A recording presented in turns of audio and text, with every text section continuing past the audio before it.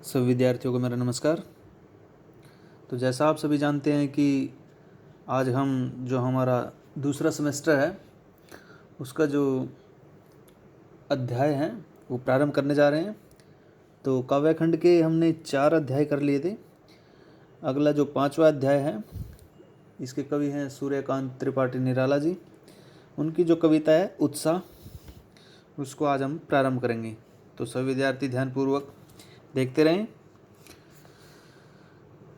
बादल गरजो घेर घेर घोर गगन धाराधर ओ, ललित ललित काले घुंघराले बाल कल्पना के से पाले, विद्युत छवि उर्मे कवि नवजीवन वाले, वज्र छिपा नूतन कविता फिर भर दो बादल गरजो।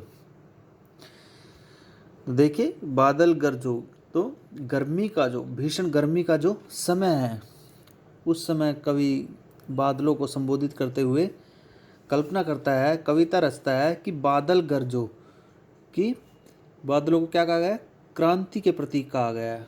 अर्थात जैसे भीषण जो गर्मी है उससे जो समस्त संसार है उसके जो जन हैं जीव हैं वो व्याकुल हैं, बेचैन हैं, भीषण गर्मी से परेशान हैं। तो बादल कैसे हैं? क्रांति लाने वाले हैं। तो कवि कहता है कि बादल गरजो, बादलों को संबोधित करते हुए कहा कि हे बादल तुम खूब गरजो, तुम सारे आकाश में, सारे संपूर्ण आकाश को घेर घेर, घेर घेर का अर्थ होता है घेर कर खूब बरसो, गगन धाराधार ओ, घनघोर वर्षा करो। हे बादल तुम बहुत ही क्या हो?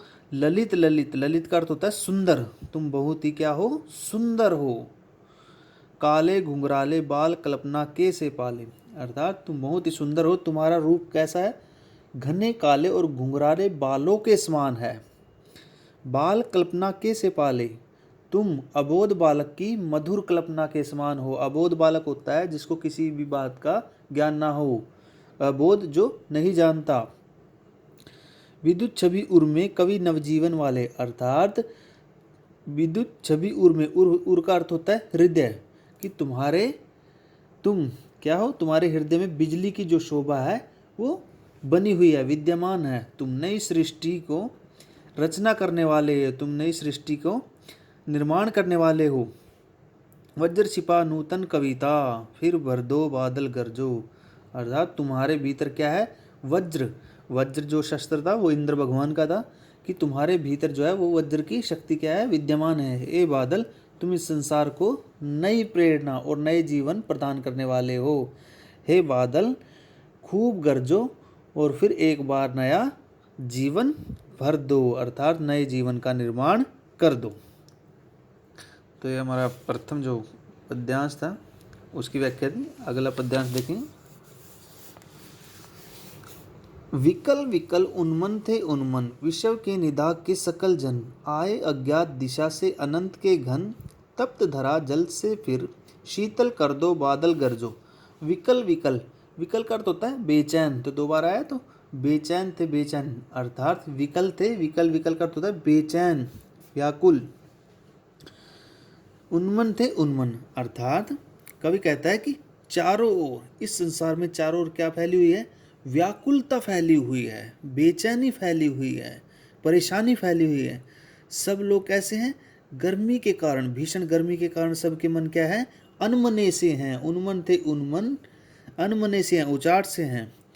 विश्व के निदाग के सकल जन, अर्थात विश्व के जो सभी लोग हैं वो भीषण, निदाग का अर्थ होता है तपती हुई गर्मी। तो विश्व के निदाग के सकल जन, इस भीषण गर्मी में विश्व के जो सभी लोग हैं वो गर्मी से कैसे थे? पीड़ित थे, दुखी थे।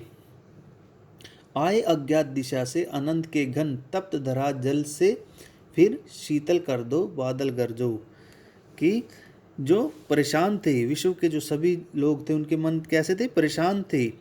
तब आए अज्ञात दिशा से अनंत के घन, न जाने अज्ञात किस अनजान दिशा से बादल आकाश में आ गए। तो कवि बादलों को संबोधित करते हुए कहते हैं कि हे बादल तुम खूब बरसो और गर्मी से पीड़ित लोगों के जो मन व्याकुल हैं, बेचैन हैं, शांत है, उनको शीतलता प्रदान करो और जन जन को ठंडक पहुंचाओ। हे बादल तुम खूब गरजो और खूब बरसो।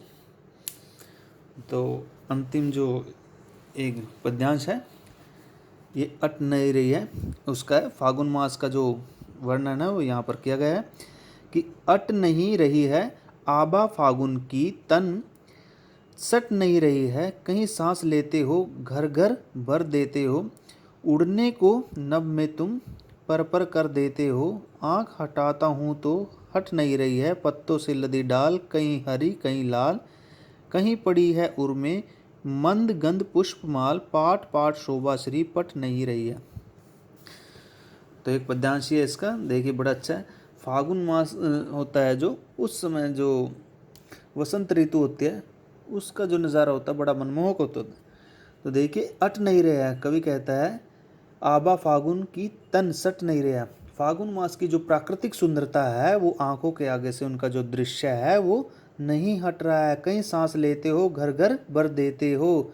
अर्थात कवि उस सुंदर प्राकृतिक नज़ारे को देखकर अपनी प्रियतमों को याद करते हुए कहता है कि कहीं सांस लेते हो घर भर देते हो। अर्थात पुष्प, उन पुष्पों की सुगंधित जो वायु है उनको, उस सुगंधित वायु को स्मरण करता हुआ अपनी प्रेमिका को याद करता है कि घर घर भर देते, उड़ने को नभ में तुम पर कर देते हो। अर्थात कि ये जो सुगंधित पुष्पों की वायु है वो प्रियतमा के समान है, पर कर देते हो, आँख हटाता हूँ तो हट नहीं रहे। अर्थात उस प्राकृतिक नज़ारे से ऐसा है कि कवि उसको अपनी प्रियतमा के समान सुंदर मान रहा है कि जिससे उसकी आंखें हट नहीं रही है।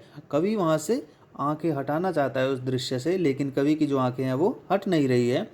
पत्तों से लदी डाल कहीं हरी कहीं लाल, तो विभिन्न प्रकार के जो पेड़ पौधे हैं खिले हुए हैं, पुष्प खिले हुए हैं, तो पत्तों से लदी हुई जो डालियाँ हैं कहीं हरी हैं और कहीं लाल रंग की हैं, कहीं पड़ी हैं उर में मंद गंध पुष्पमाल, उर का अर्थ होता है हृदय में, और कहीं ऐसा है कि किसी पेड़ के हृदय में मंद गंध पुष्पमाल, पाट पाट शोभाश्री, पाट पाट का अर्थ होता है जगह जगह, शोभाश्री पट नहीं रहा। अर्थात जो फूलों की, पुष्पों की, पौधों की जो सुंदरता है वो सारी की सारी फूली नहीं समा रही है। अर्थात फागुन मास की जो सुंदरता है वो कहीं पर भी फूले नहीं समा रही है, कहीं भी एक जगह स्थिर नहीं है, अर्थात सभी जगह फैल रही है।